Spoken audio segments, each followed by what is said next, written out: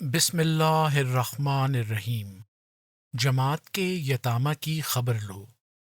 انتخاب خطبہ جمعہ سیدنا حضرت خلیفۃ المسیح ثانی رضی اللہ تعالیٰ عنہ، فرمودہ 31 جنوری سن 1919۔ سن 1919 میں حضور رضی اللہ تعالیٰ عنہ نے یہ خطبہ ارشاد فرمایا۔ آپ رضی اللہ تعالیٰ عنہ نے جماعت کو یتامہ کا خیال رکھنے کی تلقین فرمائی ہے۔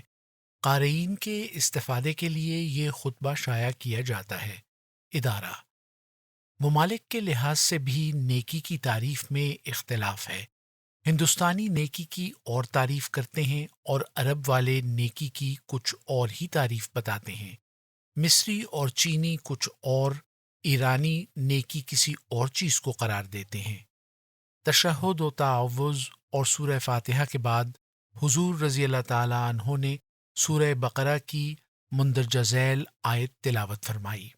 لیس البر ان تولوا وجوہکم قبل المشرق والمغرب ولکن البر من آمن باللہ والیوم الآخر والملائکۃ والکتاب والنبیین وآتى المال علی حبہ ذوی القربى والیتامى والمساکین وابن السبیل والسائلین وفی الرقاب واقام الصلاۃ وآتى الزکاۃ والموفون بعہدہم اذا عاہدوا والصابرین فی البأساء والضراء وحین البأس اولئک الذین صدقوا واولئک هم المتقون۔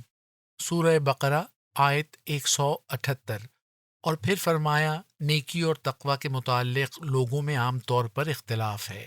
مختلف جماعتیں، مختلف قومیں، مختلف مدارج کے لوگ اور مختلف زمانوں کے لوگوں کے نزدیک نیکی کی تعریف مختلف رہی ہے۔ غربا نیکی کی تعریف کچھ اور کرتے ہیں اور امراء کچھ اور۔ پھر ممالک کے لحاظ سے بھی نیکی کی تعریف میں اختلاف ہے۔ ہندوستانی نیکی کی اور تعریف کرتے ہیں اور عرب والے نیکی کی کچھ اور ہی تعریف بتاتے ہیں۔ مصری اور چینی کچھ اور، ایرانی نیکی کسی اور چیز کو قرار دیتے ہیں۔ ہندوستان میں حاجی بڑے نیک شمار ہوتے ہیں۔ یہاں پر ایک شخص صوم و صلات اور دیگر احکام شرعی کا خواہ کتنا ہی پابند کیوں نہ ہو، لوگ اس کے مقابلے میں عام طور پر ایک حاجی کو ہی ترجیح دیں گے، خواہ اس نے سفر حج میں اپنے تمام اوقات فضول اور لغو طور پر ہی ضائع کیے ہوں اور حج کرنے کے بعد بھی اپنے اعمال میں کوئی تغیر نہ کیا ہو اور صوم و صلات کا بھی چنداں پابند نہ ہو، تاہم اس کی اس نیکی کا اظہار لفظ حاجی اس کے نام کے ساتھ لگا کر کریں گے۔ حالانکہ ہندوستان کے حاجیوں میں عام طور پر ایسے بھی ہوتے ہیں جن کی غرض حج سے محض شہرت طلبی ہوتی ہے، ورنہ ان کے دل میں اللہ تعالیٰ کی کوئی خشیت اور خوف نہیں ہوتا۔ حضرت مسیح موعود علیہ الصلاۃ والسلام فرماتے تھے کہ ایک ریل کے اسٹیشن پر ایک نابینا بڑھیا بیٹھی تھی۔ ایک شخص نے اس کی چادر اتار لی۔ اس بڑھیا نے کہا، بھائی حاجی، مجھ غریب کی چادر کیوں لیتا ہے؟ میرے پاس تو کوئی اور کپڑا نہیں ہے، میں سردی میں مر جاؤں گی۔ وہ چادر تو اس شخص نے رکھ دی، مگر پوچھا کہ تو نے کس طرح جانا کہ میں حاجی ہوں؟ بڑھیا نے جواب دیا کہ ایسے کام حاجی ہی کیا کرتے ہیں۔ وہ عورت اس سے واقف تھی اور نہ اس کی آنکھیں سلامت تھیں، مگر اس نے جو کچھ کہا وہ اس کی فطرت کی آواز تھی۔ لیکن باوجود اس قسم کی حالت کے پھر بھی عام طور پر حاجیوں کو بڑا نیک اور حج کو بڑی نیکی ہندوستان میں خیال کیا جاتا ہے۔ لیکن عرب میں جاؤ تو وہ لوگ نیکی حج کو قرار نہیں دیں گے، وہاں کسی اور ہی چیز کا نام نیکی ہوگا۔ ان میں نیکی قومیت کے لحاظ سے سخاوت کو سمجھا جائے گا۔ وہ لوگ اگر کسی کی تعریف نیکی میں کریں گے تو کہیں گے کہ یہ شخص بڑا نیک ہے کیونکہ بڑا سخی ہے۔ اسی طرح اب یورپ میں اسلام پھیلے تو وہاں کے لوگ روزے کو بڑی نیکی سمجھیں گے کیونکہ وہ لوگ کثرت سے کھانے پینے والے ہیں۔ پس جب ان کو کھانے پینے سے باز رہنا پڑے گا تو وہ حج، زکوٰۃ، نماز وغیرہ دیگر احکام شرعی کی بجاآوری کو نیکی قرار دینے کے بجائے روزہ رکھنے کو سب سے بڑی نیکی قرار دیں گے۔ پھر ہندوستان میں یہ بھی بڑی نیکی خیال کی جاتی ہے کہ کوئی شخص نماز کا پابند ہو۔ ایسے شخص کو کہیں گے کہ یہ بڑا ہی نیک ہے۔ کیوں؟ اس لیے کہ نماز کا پابند ہے۔ صحابہ کے وقت میں اگر کسی شخص کی تعریف نماز کی پابندی کے باعث کی جاتی تو وہ لڑ پڑتے، کیونکہ یہ ایسی ہی بات ہے جیسا کہا جائے کہ فلاں شخص بڑا بہادر ہے کیونکہ وہ اپنے قدموں پر کھڑا ہو گیا ہے، یا یہ کہ وہ شخص بڑا ہی تیز نظر ہے کہ اس کی ماں اس کے پاس بیٹھی تھی، اس نے اس کو پہچان لیا، یا یہ کہ اس شخص کا معدہ بڑا ہی مضبوط ہے کہ اس نے ایک چنا ہضم کر لیا۔ بس جیسا کہ بہادری، تیز نظری اور مضبوطی معدہ کے یہ معیار نہایت مضحکہ انگیز ہیں، ایسے ہی صحابہ کے نزدیک کسی شخص کی نیکی کا معیار محض پابندی نماز مضحکہ انگیز تھا، کیونکہ وہ لوگ نیکی کے اس مقام پر کھڑے تھے جہاں پابندی نماز کو ایک بڑی نیکی قرار دینا ایک مضحکہ انگیز بات ہے۔ وہ لوگ دین کے لیے بڑی قربانیوں اور سخت آزمائشوں کو نیکی سمجھتے تھے، جس میں یہ باتیں زیادہ پاتے تھے اسی کو نیک کہتے تھے۔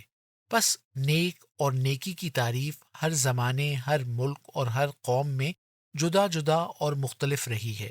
میں نے جو یہ آیت پڑھی ہے اس میں اللہ تعالیٰ فرماتا ہے مشرق و مغرب کی طرف منہ پھیرنا نیکی نہیں۔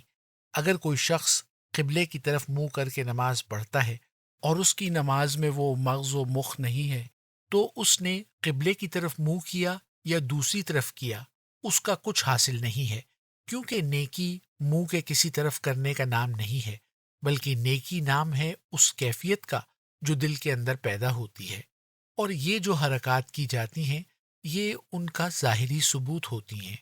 بس اگر ان ظاہری حرکات میں وہ چیز نہیں جس کا تعلق دل سے ہے تو یہ ظاہری حرکات کچھ نہیں۔ محض قبلے کی طرف منہ کرنا یا نماز پڑھنا یا روزہ رکھنا یا حج کرنا، یہ تمام باتیں دلی کیفیت کے نہ ہونے کے باعث ہیچ ہو جاتی ہیں۔ اگر نماز، روزہ، حج، زکوٰۃ وغیرہ افعال سے خدا کی رضا مد نظر نہ ہو تو یہ چیزیں ہیچ ہیں، کیونکہ یہ تو آتے ہیں مگر بغیر اس قلبی کیفیت کے کند اور ناکارہ ہیں۔ اس کی ایسی ہی مثال ہے کہ ایک شخص کے پاس تلوار تو ہے مگر کند، اور ہتھیار ہیں مگر زنگ خوردہ۔ بس جس طرح ہتھیاروں کی قیمت ان کی تیزی اور صفائی سے ہے، اسی طرح ان اعمال کی قدر خدا کی نظر میں اسی وقت ہوتی ہے جبکہ ان کے ذریعے خدا کی رضا جوئی مقصود ہو۔ میں نے جو آیت پڑھی ہے اس میں نیکی کی علامتیں بیان کی گئی ہیں۔ خدا تعالیٰ فرماتا ہے مشرق و مغرب کی طرف منہ کرنا نیکی نہیں، بلکہ ان افعال کے ساتھ عزیمت قلب ہونی چاہیے۔ در حقیقت منہ پھیرنے میں کچھ بھی نہیں اگر اس کے ساتھ دعا شامل نہیں، جس کی وجہ سے نماز کو صلاۃ کہا جاتا ہے۔ یہ ارشاد الہی ہمیں سکھاتا ہے کہ ہم یتیموں، اسیروں اور غریبوں کی مدد کریں اور خدا کی مخلوق سے ہمدردی کریں۔ اس میں ہمیں انہی باتوں کا سبق دیا گیا ہے کہ جو تکلیف میں ہو اس کی تکلیف دور کریں، جو مصیبت میں ہو اس کی مصیبت ہٹانے کی کوشش کریں، کیونکہ اگر صوم و صلات کے ساتھ خدا کی اطاعت نہیں، اس کی مخلوق سے ہمدردی نہیں، تو پھر کچھ بھی نہیں۔ میں ان علامتوں میں سے ایک علامت کے متعلق اس وقت اپنی جماعت کو توجہ دلاتا ہوں، اور وہ جماعت کے یتامہ کی پرورش اور تعلیم اور تربیت کا سوال ہے۔ اس میں شک نہیں کہ یہ نہایت اہم سوال ہے، اور کسی جماعت کی ترقی اس کے افراد کی ترقی پر منحصر ہوتی ہے۔ جب کسی جماعت کے اکثر افراد دنیا میں کامیاب ہوں تبھی وہ جماعت کامیاب شمار کی جا سکتی ہے۔ چوڑے اگر مل کر بیٹھ جائیں تو وہ معزز نہیں کہلا سکتے۔ کسی جماعت کی عزت و عظمت اس کے افراد کی عزت و عظمت پر منحصر ہوتی ہے، کیونکہ افراد کا مجموعہ ہی جماعت ہوا کرتی ہے۔ بس ترقی پانے والی جماعت کا فرض ہے کہ وہ اپنے افراد کی ترقی کی فکر کرے۔ جو لوگ اس کا خیال نہیں کرتے ان کی جماعتیں آہستہ آہستہ ٹوٹ جاتی ہیں اور زور گھٹ جاتا ہے۔ اسلام نے اس بات کو مد نظر رکھا ہے کہ جو لوگ صاحب استعداد اور صاحب وسعت ہوں اور ان کے پاس دولت ہو، ان کا فرض ہے کہ وہ اپنے کمزوروں کی مدد کریں، اور جو مستحق ہیں ان کو امداد دیں۔ ان کمزوروں میں بھی آگے دو قسمیں ہوتی ہیں۔ ایک تو بڑے جوان ہوتے ہیں، وہ تو کسی نہ کسی طرح اپنی پرورش کر سکتے ہیں، دوسرے کمزور اور چھوٹے بچے ہوتے ہیں جن میں نہ عقل ہوتی ہے نہ تجربہ، اس لیے وہ اپنی پرورش کے لیے کچھ نہیں کر سکتے۔ بس ہمارے لیے یہ سوال سب سے زیادہ اہم ہے کہ ہمارے یہاں قادیان میں ایک بڑی جماعت یتامہ کی موجود رہتی ہے۔